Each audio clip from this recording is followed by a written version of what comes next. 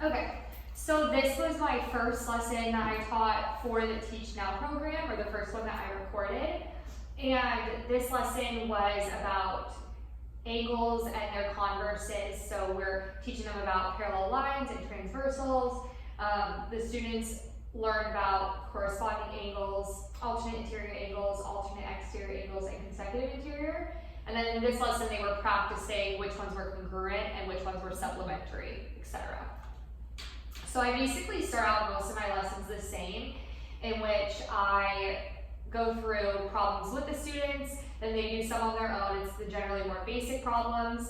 And then we just progress. I do a challenging problem with them. They do challenging problems on their own or with partners, and just kind of work through the material for the day in that sense. Okay. So what I noticed in your lesson, as you were going through it, you would call on individual students randomly, and that's a great way to get them to focus and be engaged with the lesson. And it seemed like they were really engaged and they knew what was happening. Now there was a clip where you were walking around and helping students out. So did students ask you questions at that time? And is this the way that you gauge their learning for the lesson too? Yes, sometimes the students ask me questions, and specific students will always be the ones asking questions. And then I know the group of students that will never ask me a question, so I just go and see how they're doing, and then sometimes ask them a question. Perfect. Instead, if not. But I guess, like, to your first point, one of the questions that I had for you is, because that's constantly how I do it, is just teach by questioning. Do you think it's ever too much keeping them on the spot? Because I don't want to make them anxious, in a sense. Or is it fine to just constantly be calling on them? Well, when you know that you can tell that they know it, you know what I mean? Right. And that they're engaged, and it's fine. There's some students that do have accommodations that say don't call on them, right, and you just can't. But it seemed that the students were comfortable with being called on. They didn't seem anxious, they didn't seem nervous, and so it's fine to do that, you know.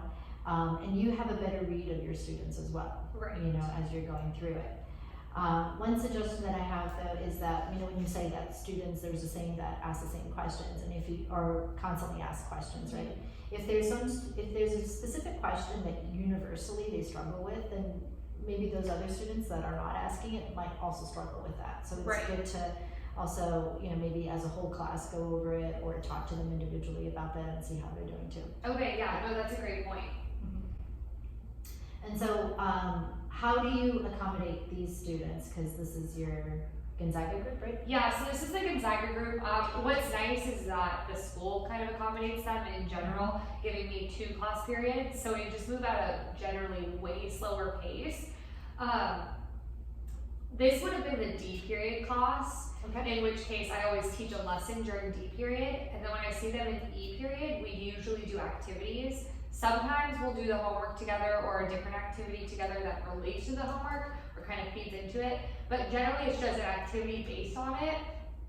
And I guess something that I'm trying to do more is have more options for activities so that they can, like, I can differentiate that way, and they can also have a choice, and it seems a little more of them buying into it, you know, when they're choosing.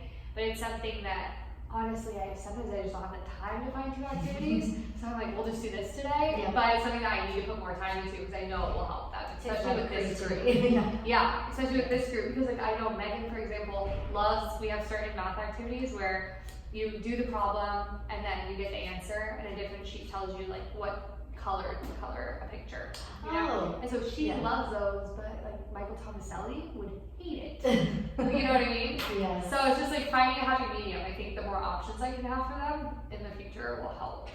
Coloring is soothing for some students, you know, so it's good. For the activities that you do you have them get up and walk around, or? It just depends on what it is. They definitely always work in groups. Okay. The activities, so whenever we're in Mr. Lamby's room during that class period, so they usually move their desks around or sit on the floor a lot. They like to sit on the floor in that classroom for some reason. Okay. But as long as they're working, I'm happy, you know, whatever makes them most comfortable. It just depends. Like last week I had a matching activity, so they were on the floor moving items around to match the properties with the question. But if not, then they'll just scoot their desks together and No, but that's perfect that they're, you know, engaged and active, you know, and they're really learning there. So it's good.